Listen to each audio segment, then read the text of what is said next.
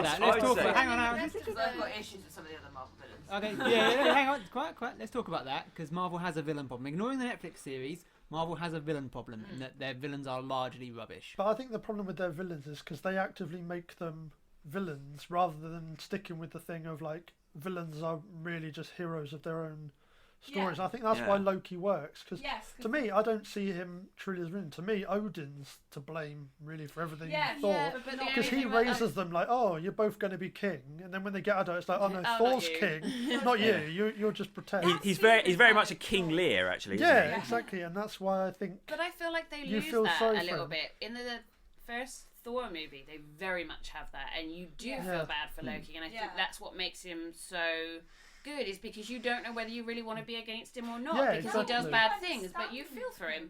By the time you get to something like Avengers, he starts becoming more like a comic book villain. Like a comic book villain, that's just like, I'm doing evil things because I find it really fun to be evil. And you're like, that's not his reasoning. Even in Avengers, I think they do actually quite well of continuity, because they have at the end of him seeing all what's going on. Yeah. And I do think he's genuine, like, it's too late to stop it. Like, he didn't want it to go that. Yeah. I've stepped down this path now. I can't step off it. It's kind of more like, because they say throughout in Avengers 1 that he doesn't have the conviction. And I think that shows in the others. Like, he does these things and then he kind of regret, like, I kind of runs away with it. I do. So I'm still quite happy with Loki's arc in Avengers. It's more when you get into the second Thor film, which is again one of the weakest films. Yeah, it really is. Like, aside from that one scene in the cell with Loki when about his mother, which is phenomenal. Other than that film is largely completely forgettable. I think and mostly because pointless. it has a terrible villain. The what's his face, Christopher Eccleston. But that's the problem with I the don't other even film. remember most of What the hell is that guy's name? Malekith. Yeah. And that's the problem with the other films. They don't give them an arc. They're literally just, I'm Ultron, I'm going to destroy the world. Oh, I'm Malekith, I'm going to destroy the world. And then I disappear.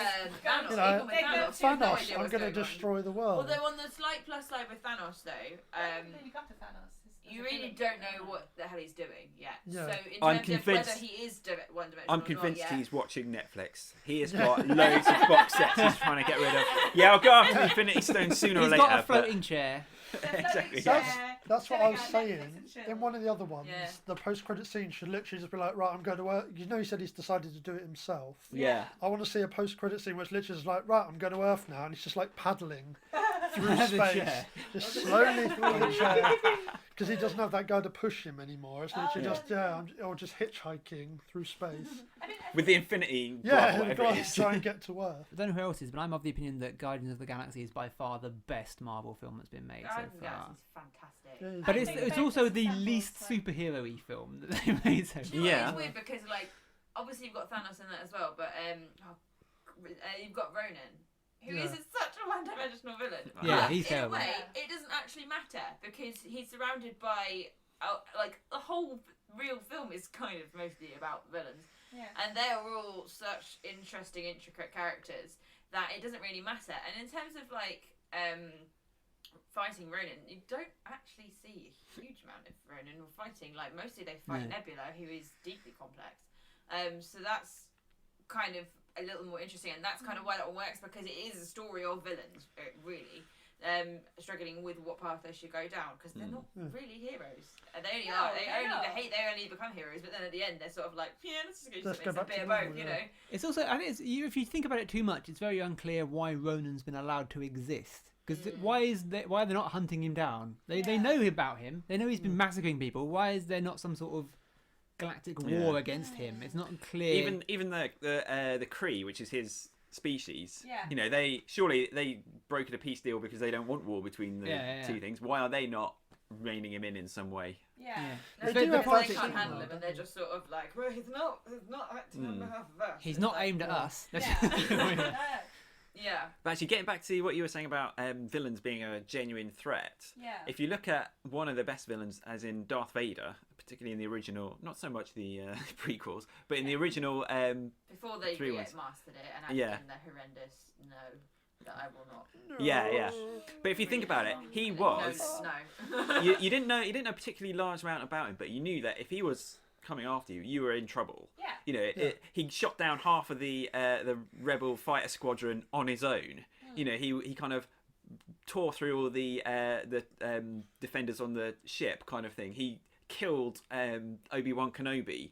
If he turns up against you, you're in the shit basically. And that's the thing. You know, you could believe that he would be able to stop the rebellion almost single-handedly and things like that. Yeah. Whereas a lot of the Marvel villains, you kind of they haven't really done anything before that would make you feel that they could exactly do anything. That's what I like. What the problem with villains, lots of villains, especially it seems in the modern times, is they're just not very competent.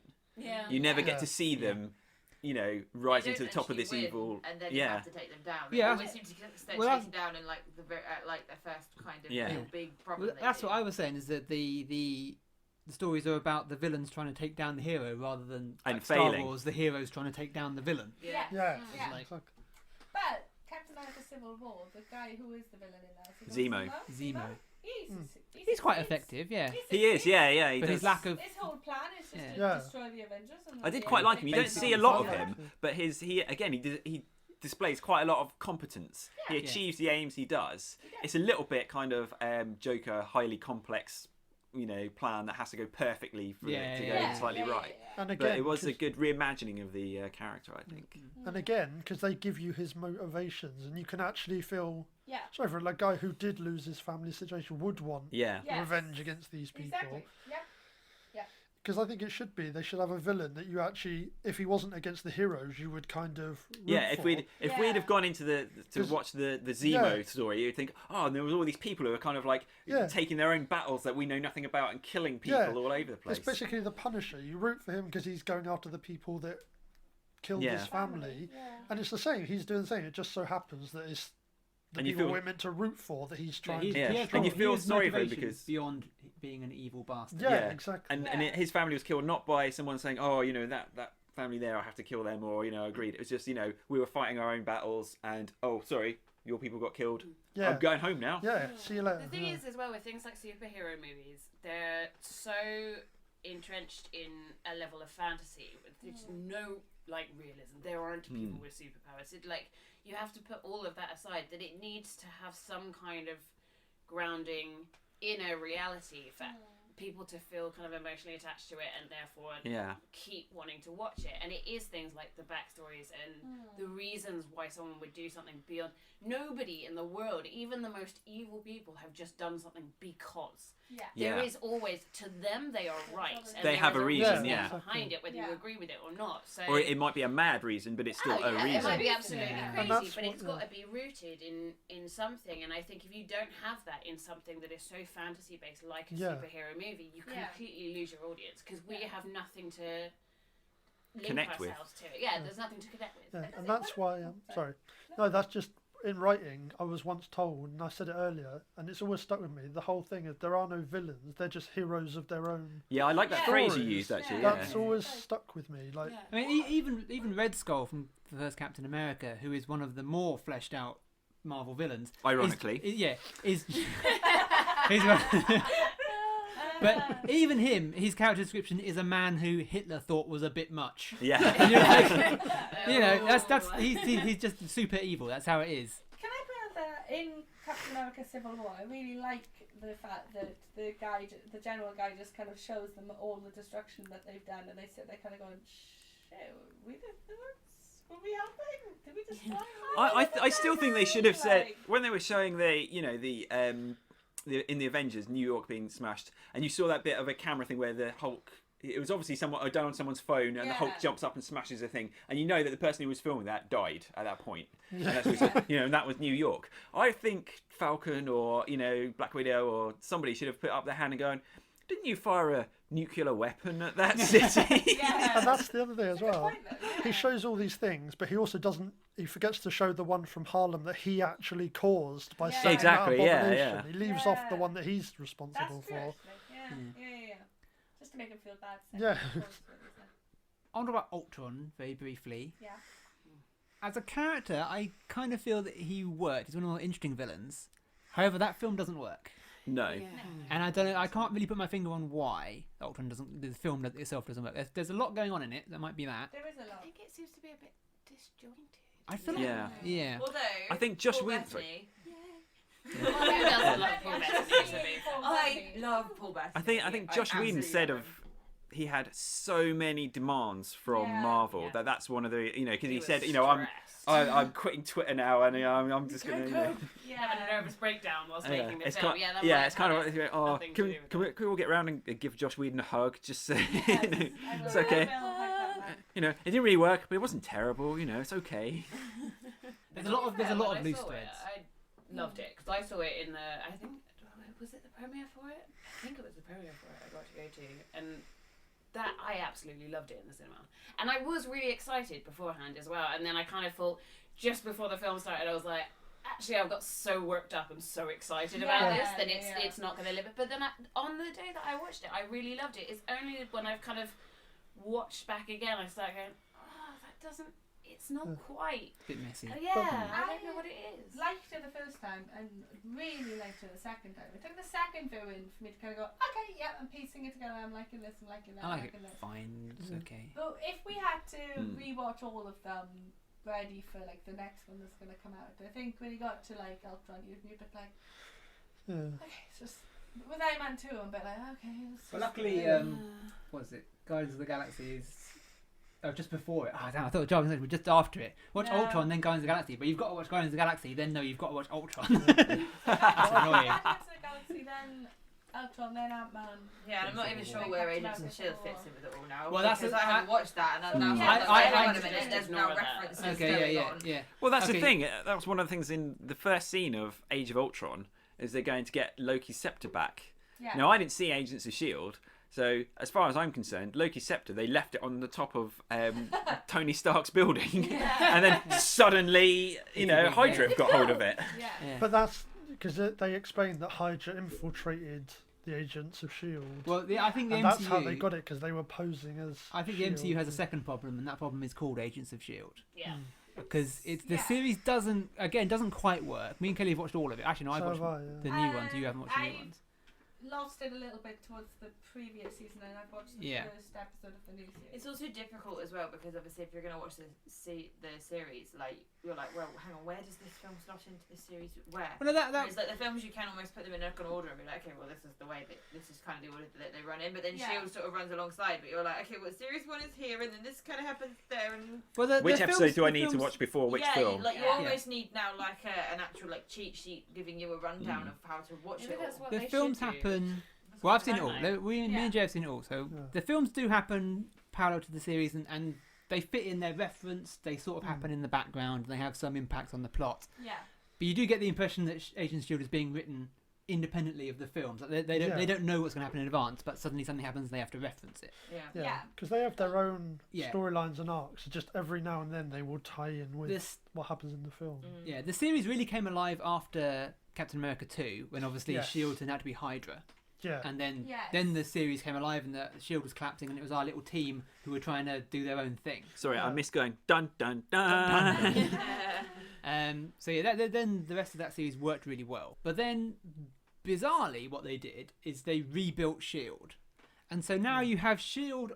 existing in its more or less original form in the background of the movies, and that doesn't make sense. Yeah, that's the main issue I have with it at the moment, because the show is obsessed at the moment with mentioning the films, but the films don't want to admit that Agents of S.H.I.E.L.D. even exists. And kind of abandoned. And it's stupid because they've got loads of things in Agents of S.H.I.E.L.D. like Inhumans. They've introduced all these elements that the films are just ignoring completely. It makes no sense. And it makes no sense that they've got all these like mutants and stuff running around, and in the films they're like nothing.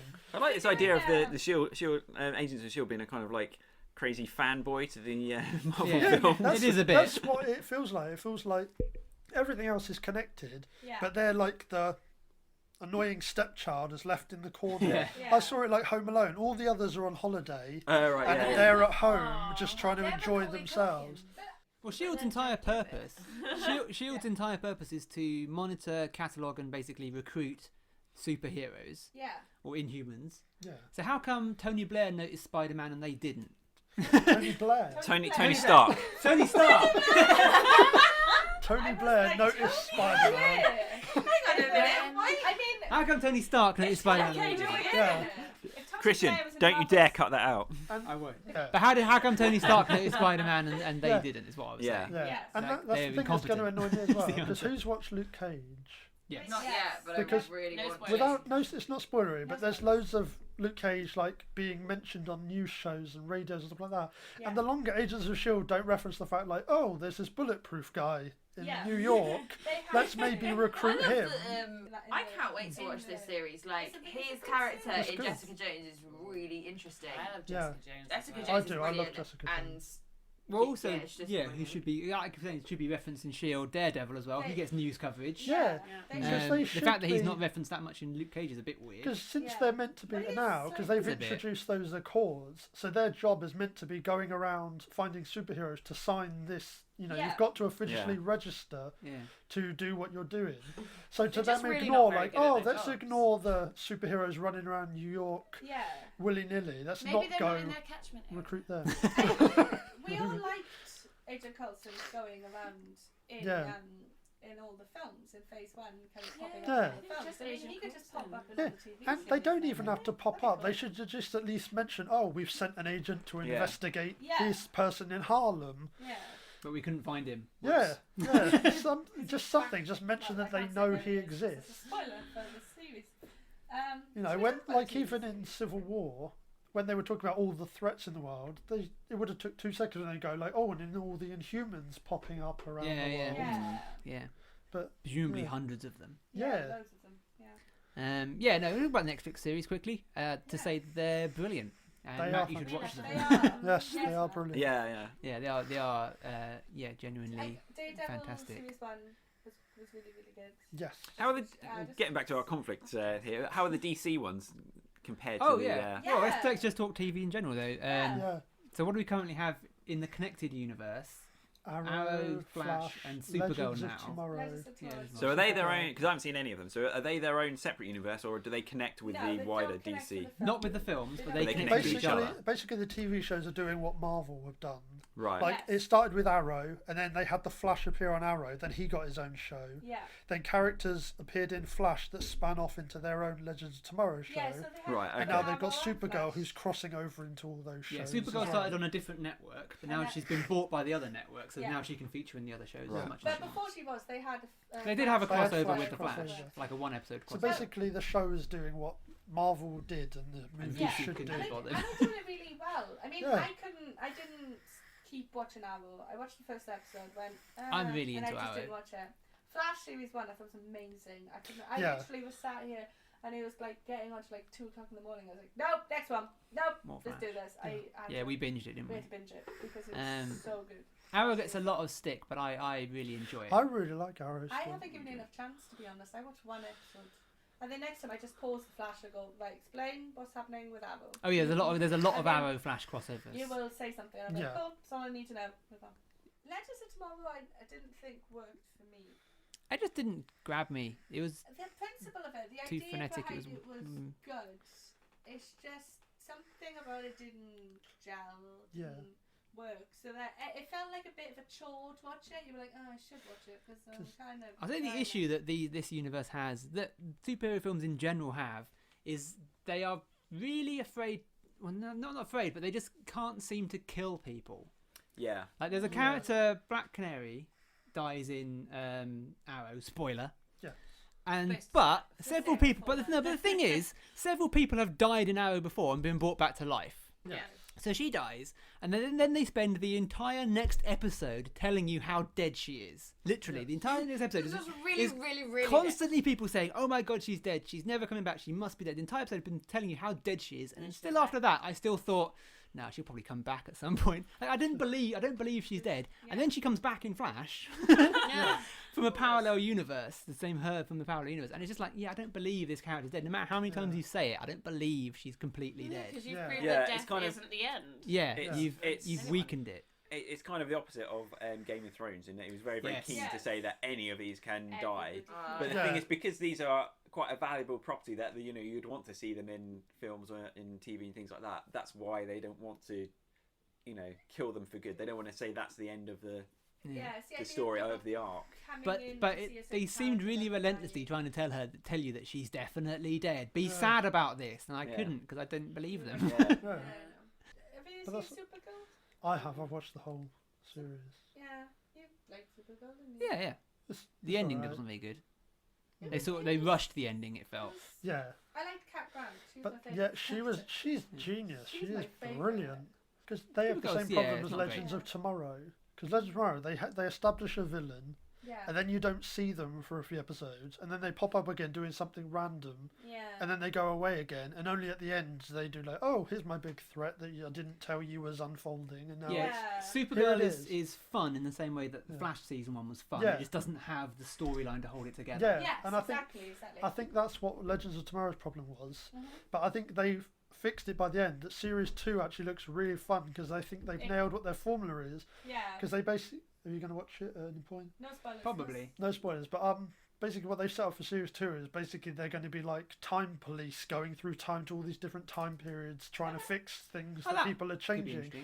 It Yeah. kind of seems like Quantum Leap. Like this episode, they'll be going to like 1600s or whatever. I to Yeah, because solve that was my something. complaint with the first season is Yeah. that they have a time machine and basically do bugger all travelling Yeah. through time. Yeah, And they literally do. It's like the- Doctor Who. Yeah, yeah, that's It's like, what the second where should we go? series Let's go to looks 20th century Cardiff. Yeah. Why? You've The got a sec- fucking time yeah. machine. Because they literally, Series 2 shows them going to France in this time period and meeting Yeah. Einstein in this time period and dealing with all sorts I of think and that's more awesome. doing alien time things. travelling things. Yeah, That's they good. basically have become Guardians of the Galaxy, but travelling Cool. through time because they got Guardians all of heroes. the Timeline. Yeah, pretty much. Yeah, because they got all heroes. Oh, and I'd like to villains see that as a working film. A together. group of superheroes whose job is to go through and fix the continuity errors in other superhero films. Yes. Yeah. You said quite a bit about the DC TV, so what about the Marvel ones? Other than Agents of S.H.I.E.L.D. not really working. Agents of S.H.I.E.L.D. would work if it wasn't connected to the Marvel universe. I think we can kind of agree. Yeah. It's It's It's agreed. basically okay. It needs to work on it more, doesn't it? Yeah, Yeah. but it would be better if it wasn't connected to the universe. Mm. And now it has Everything Ghost else they're Rider in it. doing with It has Daredevil Ghost Driver. and- Ghost Driver? He has a car. Yeah, it's a Cars car and a bike. instead of a bike. Is he a comic book version of Ghost Rider, or is he just a new thing for the show? Yeah, it's weird because there are 3 main versions of Ghost Rider in the comics, Yeah. and he's like the most least known.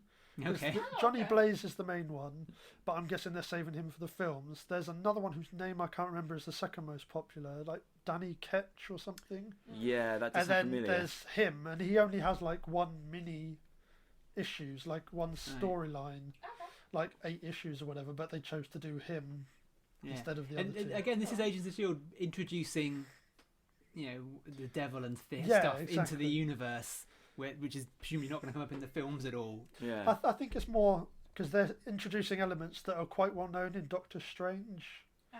Like be in a the bit last of thing, a- they introduced a book called The Darkhold, which is a very like supernaturally object that Doctor Strange would often go up against. Right. Okay, cool. So it's, yeah, it's more so kind we of setting see up the Doctor magic.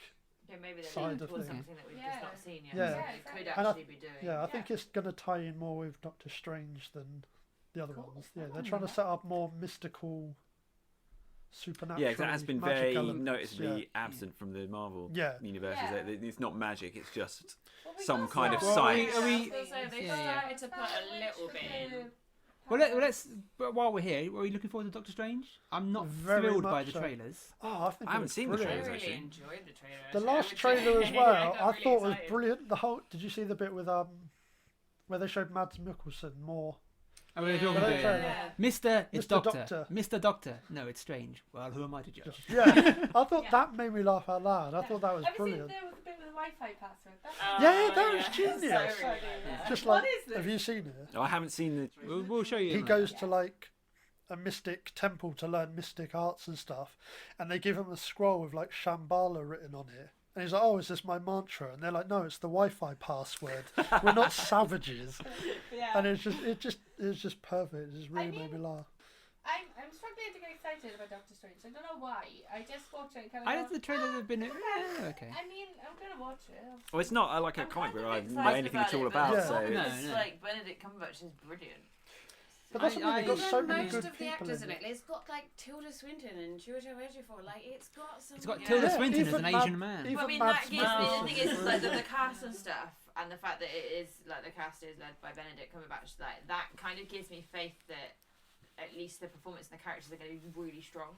So I know I've got that to look forward to already, and like again, like I do expect a good storyline, but even if the storyline doesn't quite meet expectations, you know that the characters are going to be done like so well. Yeah, I can't say for sure that I'd be rushing to watch it if it wasn't for the fact that it was part of the Marvel universe. Exactly.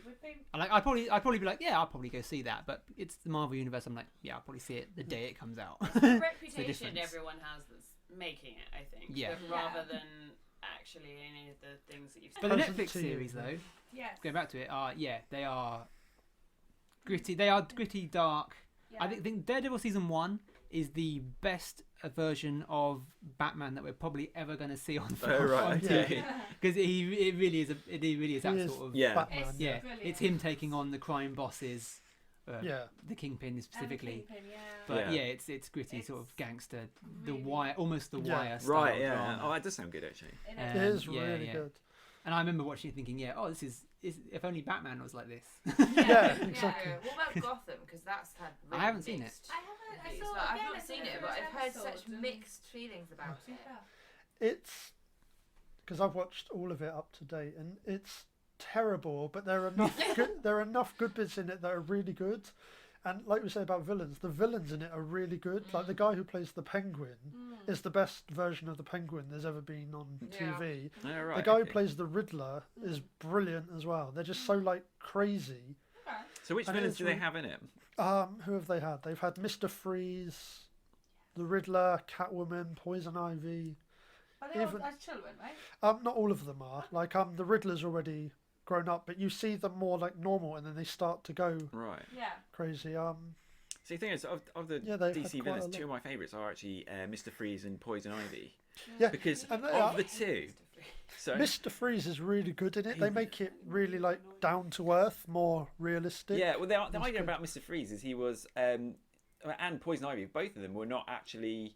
They didn't choose to have their superpowers. Yeah, there's both things that happened to them. Yeah, and then they're not really interested in owning crime empires or kind of destroying the world or anything like that. If there's so many stories about Poison Ivy where if you kind of think, well, if you stopped fucking with her plants, she wouldn't kill anybody. Like there was one bit where in one of the stories she kind of went onto this remote island in the middle of Caribbean and just kind of created a sort of second Eden with loads of kind of animals and things like that. At which point the American military said, "Oh, that's a good island. Let's do some nuclear testing on that," and kind of vaporized it. And that's why she came back to Gotham and started to kill people. I mean, that seems fair though. Yeah, and Mr. Freeze is, he's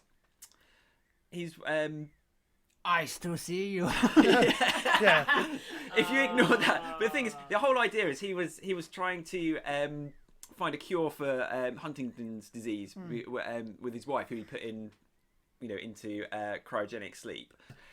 The story that happened in the Batman the Animated Series, I think it was he went on a kind of work binge where he stayed awake for about 3-4 days, just desperately trying to kind of find a cure. His boss comes in and said, no, we're pulling the plug on this because you're using our resources without permission. And he said, no, you'll kill my wife if you do that. Then there was a scuffle, and he gains magical powers by falling on some science stuff. Sorry, DC Universe, that's how it works. Falling on some science. And then his whole thing is, he's sort of, his motivations are all about kind of love and revenge and things like that. They're really, really emotional things, but the actual character himself is very, very clinical, analytical, and it's not something you would expect from him, but you can also completely see why. But not at all in Batman and Robin. I think that just doesn't work. In his backstory, it was when he was a child, he had a pet that he really loved, and his pet, I think like a cat or a dog, and it died. And he said, well, why did things have to die? Yeah. And his parents couldn't really explain it to him, so he got put into the equivalent of Borstal because he'd been going around and freezing people's pets from around the neighborhood. But the reason he'd been doing that was so that he could freeze them and try and work out a cure for death. So even though he's a very cold, his speech patterns are very kind of clinical and kind of clipped, and he's very seems to like sort of puzzles and figuring things out. But his motivations are entirely kind of emotional and things like that. The kind of contrast between them. He's just a brilliant character. Yeah, and that's why they actually do it quite justice in Gotham, because he's like killing people to experiment his formula, but he is trying to save his wife. Yeah, the only reason he steals things is so that he can continue his research. Exactly, that's literally what they do in Gotham with him. It's really good. It's actually quite good. And Poison Ivy, they've done the same. That she just had an accident, got powers, and at the moment she's literally just. I think she got found after she fell into this vat of stuff. Vat of science. Yes, vat of science. Vat of science. And I think just the guy she was rescued by didn't water his plants, so she killed him. Yeah, that is a kind of that's thing. Literally it. But again, if you go from her point of view, then the plants are basically like children. So by not watering a plant and allowing it to die, you've essentially neglected a child until it starved to death. And from her point of view, you think, well, actually, so all you needed to do was water the plant, and Yeah, and before she got her abilities, they did establish that she has her own greenhouses and loves plants more than people and stuff. Well, the idea was that originally she was a kind of a wallflower, hard joke. She was very, very kind of shy, and then she was manipulated by her PhD tutor, and then it was his experiment that turned her into Poison Ivy, basically. And then she determined that she would never be manipulated and controlled by people again. And she kind of got it's as she kind of gains and loses her humanity, so she kind of goes and gets pushed away from the human race or gets drawn back towards it. So her relationship with Harley Quinn is a very good one that brings her back and makes her more human. Although if you look at it, her relationship to Harley is very similar to the Joker's in that she's definitely very dominating over Harley, although she's not abusive in the way that the Joker is. So there's the DC stories about the villains are so much better than the stories about the heroes. Yeah, and that's what I mean. I think that's what Gotham does well. The stories that they give the villains, and the villains are much better portrayed than the heroes. The heroes. What are the heroes? Is it still just? Gordon? It's still Gordon. They've had there is like a mini Bruce Wayne currently. It's like a 15-year-old Bruce Wayne currently training. Fighting and stuff, but he's not really. Yeah, it's mostly about Gordon, and the actor who plays Gordon is just terrible. He is. He was, but he's terrible. Although he's better than Jada Pinkett Smith, because she has the worst superhero performance of all time. It's so over the top. Wow, who does she play then? She doesn't just chew the scenery. She like literally devours it into sawdust. It's awful. Who is she playing? She's a character that isn't in the comics called Fish Mooney or something, and it's so terrible. And she died, and I was like, yes, she's not going to be anymore. But then they brought her back to life, and I'm like, stop it. Superhero shows don't know how to do death. Just kill them. But the guy who plays the Penguin and the guy who plays Riddler are just hilarious, and they've paired them up recently, and they are so good and funny together. Cool. If they crossed over into the films, I wouldn't mind them. Cool. Yeah. What are the best though? What do you rank? I think Daredevil season 1's probably the best. And then Jessica Jones. Phenomenal. Jessica Jones. David Tennant is just unreal. But I mean, it's all very, very good. They do good with their villains. Like you see their history, and they don't see themselves as villains again. No. The other thing they do is that the DC movies went, "Hey, we're going to be gritty and mature." Marvel went, "No." Yeah. This is gritty and mature. This villain's a psychotic rapist. Yeah, exactly. Yeah, we've got David Tennant. Yeah. Raping and murdering people just for man in fun. the world. He rapes and abuses people, and he's totally delusional. But there are still points where you sort of feel sorry for him when he was a kid. Yeah. Yes, Getting experimented on. And when he tries to explain his situation about his powers, you're kind of like, oh, he's right. No, wait a minute. Yeah, he's awful. Stop What's making me about like it him. as well is he also commands empathy from the heroes and characters in the series as well as like us as viewers. So it is very difficult sometimes for them to know what to do with him. Yeah, exactly.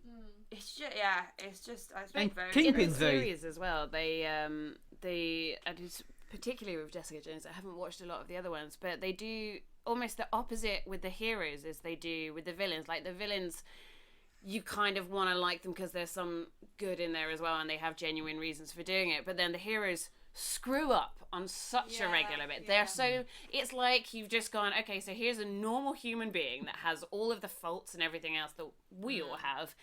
Give them some superpowers and see what happens. And they try and do the right thing, but they screw up and they make selfish decisions and they do. So, like, both the heroes and the villains are very ambiguous. If you never really know which one you're supposed to be rooting for, which I think is really clever. Yeah. There's a great moment in Jessica Jones where she convinces it's Kilgrave, isn't it? To save that family, and he saves those people, and then he's so happy about it. He's like, "Oh, everything else is forgiven. I saved 4 people. All my past crimes. It makes up for everything." And it's the bit where he's talking to his mum, and he's trying to use He's that like, as "Hey, Mum, I save children now.